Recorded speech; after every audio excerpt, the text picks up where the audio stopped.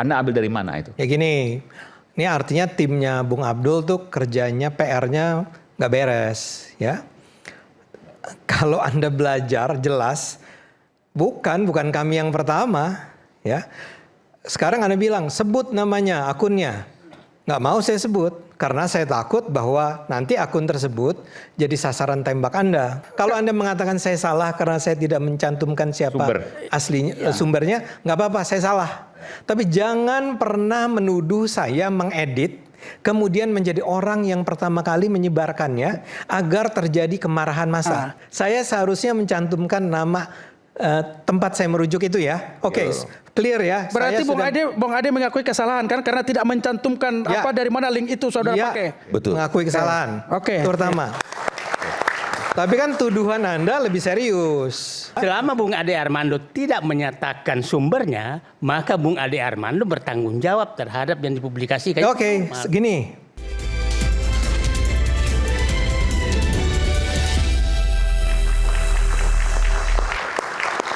Ya, memang diskusi kali ini perlu kedewasaan berpikir yang lebih matang dan juga perlu penjelasan yang lebih utuh.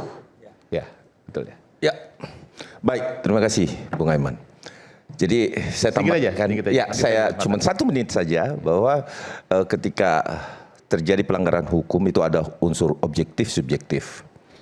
Kalau ini subjektifnya hilang, kalau untuk Pak JK, ini menurut hukum ya, kena niat. Maksudnya unsur pidananya nggak ada di Pak JK? Bukan unsur pidananya nggak ada, kan ada 2 unsur dari pidana itu sendiri. Ada objektif, ada subjektif. Oke. Ada niat, ada perbuatan. Oke. Peristiwanya terjadi, ya. Ada bahasa. Tetapi mens rea niatnya Pak JK ada nggak di situ? Kan nggak ada. Gitu. Jadi nggak bisa kita sama dengan apa yang terjadi dengan Bu Ade Armando. Nah, di sini harus kita kaji betul-betul, hati-hati Bung Aiman. Kenapa? Karena ini melibatkan keyakinan. Ya. Dan satu hal menurut saya begini, ini juga harus dipandang juga bahwa Pak JK menyampaikan itu dalam lingkup internal. Ya. Nah, itu yang kemudian juga setelah itulah yang saya katakan tadi, subjektifnya. Nah, silakan dilanjutkan Bung Ade. Ya. Tadi juga Bung Abdul sudah mengatakan bahwa saya punya mens rea. Artinya mens rea itu artinya saya punya niat jahat untuk menjatuhkan Pak JK. Saya perlu gambarkan kronologisnya ya. Kami itu di Cokro TV membuat podcast tentang Pak JK itu pada tanggal 9 April. Video ucapan tadi yang Anda tampilkan di awal tadi itu sudah menyebar paling tidak pada tanggal 8 April. Mungkin bahkan lebih awal. Yang pasti kami memperolehnya pada tanggal 8 April dan kami menganggap bahwa ini penting sekali untuk kita bahas. Memang kami tidak menyaksikan yang 1 jam, yang lengkapnya ya. Tapi kalimat bagian itu menurut kami sangat problematik. Mengatakan bahwa baik Islam maupun Kristen mengatakan membunuh atau dibunuh itu adalah syahid. Karena itu kami buru-buru mengangkat tersebut. Jangan dikatakan bahwa baru sesudah ada di Cokro TV terjadi keributan, terjadi keramaian. Dan kalau yang ditonton oleh Cokro TV justru kami ingin mengatakan di saat itu adalah kita harus cool ya. Ini pemahaman yang salah mengenai ayat-ayat tersebut ya. Kalau beberapa teman yang lain barangkali sampai menganggap bahwa memang Pak JK menista. Kami tidak menganggap demikian. Kami tidak mengatakan bahwa Pak JK menista. Kami mengatakan bahwa kalau kutipannya semacam itu problematik. Diksi jadi. Pilihan kata-katanya itu kata-kata yang kalau ditafsirkan dengan cara yang misalnya gini saya bilang. Pak JK itu tokoh. Kami akui kan, dia didengar oleh banyak orang. Di Sulawesi Selatan dia barangkali ya setengah seorang pemimpin lah yang didengar. Kalau sampai orang mendengar hanya bagian itunya saja dan kemudian orang menyangka bahwa di dalam Islam kita itu memang dikatakan bahwa membunuh orang Kristen itu syahid dan orang Kristen juga menganggap begitu, itu bisa bahaya sekali buat bangsa ini. Justru kan konteksnya Pak JK nggak seperti itu. Tidak. Ya, enggak, tapi kalimat itu kalau dipotong seperti itu ya bahaya. Tapi maksudnya kan kita paham dengan konteksnya nanti Pak dulu. JK. Jadi video yang menyebar, yang menyebar saat itu adalah hanya itu. Memang kalimatnya itu hanya yang tadi potong itu. Yang Anda tunjukkan itu bukan Anda yang motong. Bukan saya yang motong. Mas Aiman, saya mau nanya nih. Saya masuk ya. Pertama, kalau Bung Ade sampaikan bahwa dia nggak potong, tunjukkan kepada saya malam ini di forum ini siapa yang potong. Pertama, karena kami melihat di video Cokro itu pertama potongan ceramah video JK dipotong. Yang tadi disebutkan oleh Bung Ade itu Ya. ada di Cokro TV, Anda pertama kali melihat itu? Ya, saya pertama kali melihat itu sehingga saya ingin menantang Bung Ade Armando untuk menunjukkan dari siapa dan dari mana. Pertama pasti dia tahu siapa yang memotong video itu pertama dulu. Karena kenapa di situ nanti akan kelihatan niat jahat. Oke. Konteks itu sudah hilang, Mas Aiman. Boleh? Sabar dulu, konteksnya sudah hilang, Mas Aiman. Tapi kita sepakati dulu bahwa apa yang disampaikan Pak JK itu maksudnya bukan ke situ. Maksudnya Ketika dipotong di situ maka berbahaya. maka berbahaya. Terus saya mau bilang buat siapa yang motong? Itu pertanyaan sekarang. ya, saya mau klarifikasi yang dibilang sama Bung Ade tadi. Pak JK tidak sedang berpendapat, supaya jangan angkat bahwa seolah-olah Pak JK berpendapat bahwa orang Kristen membunuh atau orang Islam membunuh Kristen adalah mati syahid. Tidak seperti itu. Pak JK meminjam pendapat atau mengcopy paste pendapat orang-orang di lapangan, aktor konflik di lapangan tadi, fakta empirik.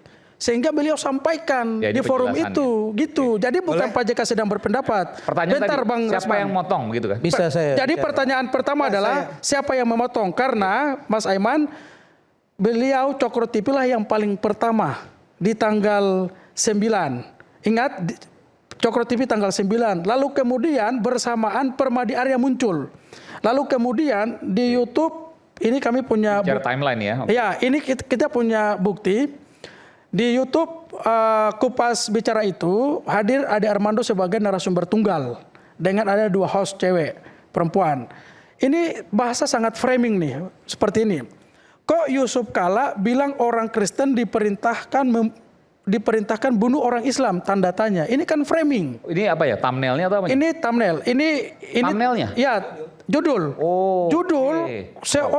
seorang dosen komunikasi dan ahli media bikin judul di Kupas Bicara, kok Yusuf Kala bilang orang Kristen diperintahkan thumbnail bunuh orang Islam. Ya. Ini kan fatal. Di cover. Ini framing yang sengaja jahat ini. Kalau mau main isu yang bagus sedikit dong. Ini kan ingin sedang memprovokasi keadaan. Kami membaca seperti itu. Walaupun dikasih tanda tanya, tapi tanda tanya itu bagian dari framing. Kalau mereka gentle, kenapa tidak pakai tanda tanya tapi pakai tanda seru? Supaya jelas sikap kalian. Ini memprovokasi atau bertanya. Tapi kami menemukan setelah di YouTube-nya Kupas Bicara itu, lalu muncul Permadi Arya lagi. Di saat yang bersamaan Grace Natali di TikTok dan di Facebook. Lalu yang melaporkan Sahat. Ini terpola, Bang. Mas, jangan, nggak seperti itu. Yang rasional terukur yang saya bilang tadi, mari kita berdebat soal isi dan substansi. Kita bicara hal yang paling penting yang jangan yang isu yang sentimen seperti ini. Karena dampaknya itu kalau sekali terbakar membakar semua orang. Dan Pak JK tidak mau ada di situ. Karena beliau terlibat. Ingat, Pak JK mendamaikan Ambon saja, beliau hampir tewas, hampir mati di Ambon. Untuk masuk ke kota Ambon, ini saya harus jelaskan peristiwa kenapa Pak JK itu bilang seperti ini. Anda boleh mengkritik saya, Anda boleh menghina saya, tapi jangan sampai Anda membenturkan toleransi atau harmoni antar umat, karena saya berdarah-darah menyelamatkan konflik Ambon dan Poso. Saya kemana-mana diskusi seminar, saya bicara tentang Ambon dan Poso, hidup dua agama, hidup umat beragama berdampingan. Mereka yang tadi rapuh terbakar tapi bisa bangkit kembali lagi. Makanya mereka bilang kalau mau bicara konflik perdamaian di dunia, belajarlah pada Ambon dan Poso bagaimana mereka yang tadinya berperang membakar tapi bisa kemudian hidup berdampingan. Makanya cara-cara yang memotong video memprovokasi itu cara-cara yang barbar, yang tidak bermartabat. Jangan mengagitasi publik, memantik kemarahan publik di ruang digital seperti itu. Karena itu sangat tidak berkelas, itu sangat barbar. Makanya saya minta siapapun yang bermain dengan isu memantik sentimen agama seperti ini, supaya bahkan seluruh rakyat Indonesia harus meminta Kapolri memanggil orang-orang seperti ini karena berbahaya. Persatuan kita bisa dirobek, kita bisa terhasut. Jangan bermain di isu seperti itu. Dan Pak JK sudah membuktikan bahwa saat dia mendamaikan Ambon, jalan darat aja Bang, pakai mobil panser dengan angkatan darat dengan polisi itu tidak bisa dihalangi, dilempari. Pakai speedboat angkatan laut dibakar. Akhirnya dia harus tembus ke lapangan Merdeka menggunakan helikopter. Itu pun dia harus tidur 4 malam di Ambon. Bawa bantal yang agak empuk. Untuk kenapa? Karena dia sungguh-sungguh mendamaikan ini. Padahal dia posisi sebagai Menko Kesra, tetapi beliau pertaruhkan. Karena kapan ini tidak selesai, maka Ambon dan Poso menjadi satu komunis atau satu daerah yang terbelakang. Ketika daerah-daerah lain maju dan 2 provinsi ini mundur. Makanya beliau marah. Anda boleh hina, mengkritik saya di isu yang lain. Tapi jangan pernah mengkoyak toleransi dan persatuan antar umat beragama. Oke. Tadi pertanyaannya Bung Ade, siapa pertama kali yang motong kalau bukan Anda siapa? Anda ambil dari mana itu? Ya gini, ini artinya timnya Bung Abdul tuh kerjanya PR-nya nggak beres ya.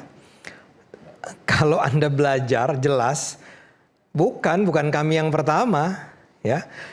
Sekarang Anda bilang sebut namanya, akunnya. Nggak mau saya sebut karena saya takut bahwa nanti akun tersebut jadi sasaran tembak Anda. Tapi ada namanya saya hafal. Dan itu bukan cuma satu akun, itu sudah menyebar di beberapa video yang berkembang biasanya saat kalau itu. di video itu kan Anda mengambil, Anda mencantumkan sumbernya, courtesy atau sumber dan titik. Iya kan, Mas Aiman itu. Nah, Anda nggak tampilkan itu, Bung? Dia nggak tampilkan itu. Makanya kenapa saya kejar? Kalau di kami media kan seperti itu. Harus ambil, kita tulis sumbernya dari mana. Sumber pemotongnya harus jelas dong. Boleh. Nah, kalau Anda mengatakan saya salah karena saya tidak mencantumkan siapa aslinya sumbernya, nggak apa-apa, saya salah. Tapi jangan pernah menuduh saya mengedit kemudian menjadi orang yang pertama kali menyebarkannya agar terjadi kemarahan massa. Oke, saya bisa jawab ini. Tapi gini, kalau dalam jurnalistik itu salah Bung Ade. Karena ketika kita mengambil bukan dari sumber kita asli, maka kita harus menulis sumbernya. Ya. Tapi Anda bukan produk jurnalistik ya? Enggak. Kalaulah saya salah ya, kan saya akui. Ini akui nih Mas Aiman ya. Saya buat karena tanggung jawab menjadi di kita gitu. Kalau kita nggak nulis sumbernya. Saya setuju lah. Mas Aiman. Setuju. Mas Aiman, Bung Ade ini selalu mengaku sebagai ahli komunikasi media, pengamat. Dosen saya juga. Nah, ini kalau kita sesalkan, ingat. Saya setuju. Bahayanya ruang digital kita karena kenapa itu dengan mudah orang memprovokasi menggunakan itu. Saya setuju Anda. Nah, Anda benar. Saya seharusnya mencantumkan nama tempat saya merujuk itu ya. Oke, clear ya. Berarti Bung Ade mengakui kesalahan kan karena tidak mencantumkan apa dari mana link itu saudara pakai. Betul. Mengakui kesalahan. Oke. Itu pertama. Tapi kan tuduhan Anda lebih serius. Anda mengatakan saya dengan sengaja mengedit video panjangnya Pak JK menjadi cuma 2 menit dan kemudian gara-gara itulah terjadi keramaian. Itu yang saya bantah. Kami membahas sebuah video sekitar 2 menit di mana kalimatnya menurut saya sangat problematik. Bukan menurut Pak JK. Jadi gini, kami mengatakan begini, di dalam video tersebut Pak JK mengatakan bahwa menurut Islam dan Kristen,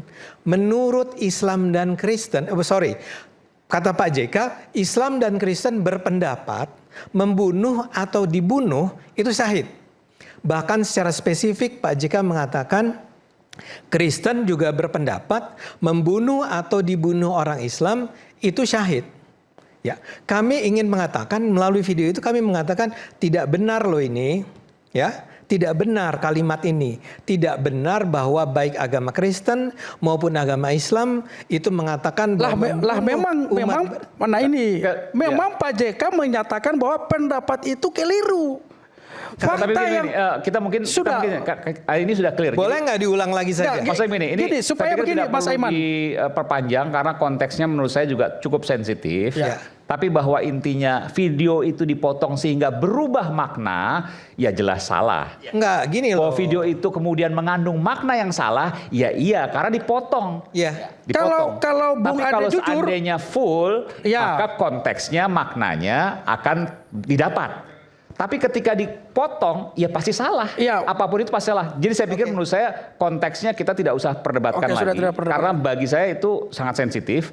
Tapi intinya bahwa memotong itu dan kemudian mengartikan itu ya pasti salah. Orang motongnya juga salah. Seperti kemudian satu kalimat yang dipotong menjadi setengah kalimat. Maknanya berbeda. Lalu sebagai Mas Aiman, saya cuma Mas Aiman, Bang Ade, saya mau menambahkan begini, Bung Aiman, bahwa kemudian ini kan masuk pada substansi foto video ceramah Bapak Yusuf Kalla dipotong. Nah kan substansinya di situ tuh. Nah siapa yang motong ini, itu yang harusnya kita kejar kan? Kan kita sepakat nih bahwa hal ini tidak benar kan? Ya. Nah itu yang harus kita kejar. Nah Bung Ade Armando hari ini sudah menjelaskan Bung Aiman bahwa bukan beliau yang memotong. Nah ini yang harus kita pahami juga. Walaupun tidak menuliskan sumber. Jangan juga Bang Ajis memaksakan tidak untuk memotong. Dia harus mengakui bahwa itu dari sumber yang dipotong gitu loh. Dari Bung Ade Armando begitu loh. Begini, kalau kita tahu, kalau kita tidak menyatakan, saya menyatakan sesuatu dan tidak menyatakan itu sumber dari mana, maka saya dianggap saya menyatakan. Itu prinsip ilmiah. Oke Pak ya. Nah, selama Bung Ade Armando tidak menyatakan sumbernya, maka Bung Ade Armando bertanggung jawab terhadap yang dipublikasikan. Oke, segini Pak Said Didu. Saya akan jawab nama sumber yang saya kutip itu. Oh, ini akan dibuka nih. Okay. Nggak bakal di sini. Nggak bakal di sini. Gini, kenapa Mas Aiman? Kalau sampai saya dipanggil oleh polisi dan polisi bertanya, di manakah sumber aslinya? Saya akan sebut, tapi tidak di sini. Kenapa nggak di sini? Ya memang untuk menghindari jangan sampai ada hal-hal yang bukan rahasia yang harus ditutupi. Iya, gini. Buat saya rahasia. Mas Aiman. Karena melihat gaya-gaya orang untuk menyerang saya saja seperti Mas itu. Aiman, saya mau ingatkan. Tapi saya mau jelaskan satu hal. Saya mau ingatkan. Jangan pernah menuduh saya yang memotong. Oke, Mas Jangan Aiman. pernah menuduh saya yang memulai dan menyebarkan. Kalau itu Anda setuju nggak? Sabar, saya mau bilang ini. Kenapa saya tantang Bung Ade? Pertama, saya sependapat dengan Pak Said tadi bahwa kalau dia tidak mencantumkan pertama atau dari mana sumber pemotong video itu, berarti logika publik menyatakan bahwa yang paling pertama yang memotong video itu adalah Ade Armando. Enggak, saya sampaikan ke publik nih sekarang. Itu saya kutip dari sebuah akun TikTok yang lain. Oke, nggak apa-apa. Bukan saya. Oke, kedua, ini saya mau bilang buat Bung Ade. Apa kejadian di tanggal 8, oke. lalu ceramah di tanggal 5 Maret, kok 1 bulan lebih baru dibahas ini yang potongan cuma 2 menit ini. Itu. Setelah Pak JK membicarakan soal ijazah Pak Jokowi. Ini kan isu hangat kadang bikin penat, apalagi kalau tidak bisa mencerna dengan cermat. Jangan lupa secangkir kopi yang hangat dan nikmat untuk menemani kebersamaan kita dalam program Rakyat Bersuara.